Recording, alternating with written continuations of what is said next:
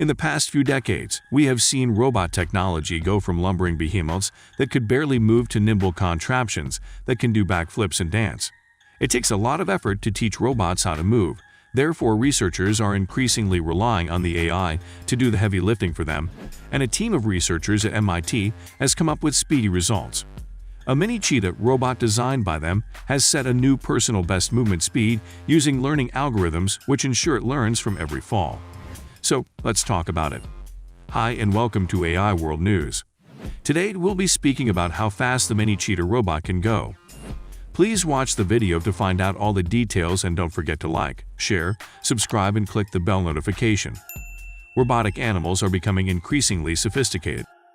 Mimicking the form and functions of creatures, ranging from birds to llamas, robotic animals can perform backflips, navigate treacherous terrain, and right themselves when they stumble, not to mention the softer features, like providing emotional support for the elderly. But robots have long struggled to mimic real-life animals in one fundamental locomotive ability: running. The main difficulty lies in equipping robots with the ability to maintain high speeds while running across different types of tricky terrain. Unlike animals, most robots don't automatically adjust their gait when moving from, say, grass to ice. Horses gallop, kangaroos hop, ducks waddle, elephants amble. The fleet-footed quadruped robot called mini cheetah, well, doesn't move like anything in the animal kingdom. A cross between a scramble and a scamper, its gait is desperately chaotic and comically ungraceful. In fact, its particular style is dubbed gait-free, and this brand less bound is what makes it fast. Capable of reaching the speed of 70 miles per hour, a cheetah can be the fastest sprinter on land. And now a newly revamped robot from MIT called the mini cheetah is vying to be among the fastest technologies of its kind when it comes to running. And all the credit for it goes to artificial intelligence. Not only can the mini cheetah cover more than 12 feet in 1 second, the dog-sized robot can also learn to adapt to different terrains and respond appropriately to its environment. What we are interested in is, given the robotic hardware, how fast can a robot go? Says Pulkit Agrawal, an AI researcher at MIT and the leader of the Improbable AI lab that conceived the project. We didn't want to constrain the robot in arbitrary ways. Previous top robot runners were only speedy in limited scenarios. They performed best on an indoor treadmill, but suffered when navigating uneven terrains in the real world. Conversely, robots that could cross any kind of topography were generally sluggish across the board, because they weren't optimized for speed. Their responses were challenging to program. Mini cheetah has the best of both worlds. Traditionally, programming a swift robot requires engineers to preemptively work out all the possible variables in the environment that could be a drag, such as friction. Then they would have to wire in all the commands for every possible rundown and analyze the errors the robot made afterwards. This process involves the robot running many real-world trials, because engineers can't account for all unknowns in all settings beforehand. So, most of the robots you've seen placidly walking around on level surfaces have been programmed to do that. The same goes for Boston Dynamics with all its fancy robot demo videos. Programmers have written code that tells the robots how to move in order to walk, jump, or do a backflip. However, you can't account for every possible situation or surface, even with an army of programmers. Therefore, neural network can be used to leverage a robot's experience, something we biological organisms do all the time. In simple words, after years of walking on uneven surfaces, your brain knows what to do if you lose traction. You might not only save yourself from a tumble, but you can learn and adjust your behavior next time. The MIT team managed something similar for the mini cheetah using AI and modern simulation tools. The robot can gain 100 days' worth of experience in just 3 hours of actual time. Through trial and error, the robot gets better at navigating the world, and no one has to explicitly tell it how to do that. The MIT researchers' workaround was to use reinforcement learning, a goal-driven form of machine learning, to help a robot like mini cheetah figure out how to reach its top speed on its own. First, the team simulated all the potential scenarios of the real world in a computer.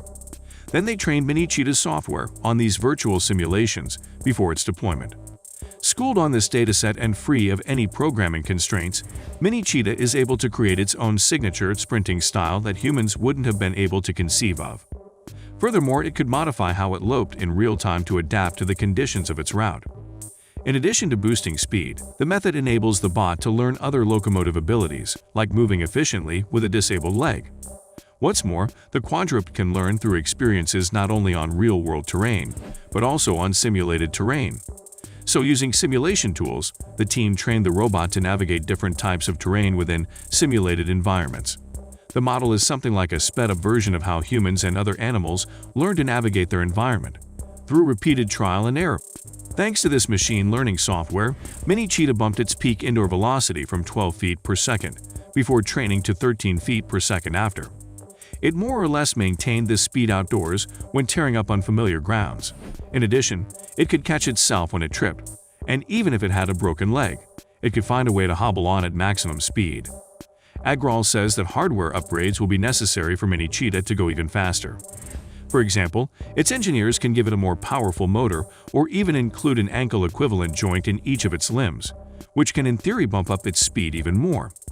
Other hardware enhancements that can boost Mini Cheetah's agility and responsiveness include incorporating sensory elements such as vision, so the robot can literally look before it leaps and switch up its running behavior in advance when it spots a rough patch ahead.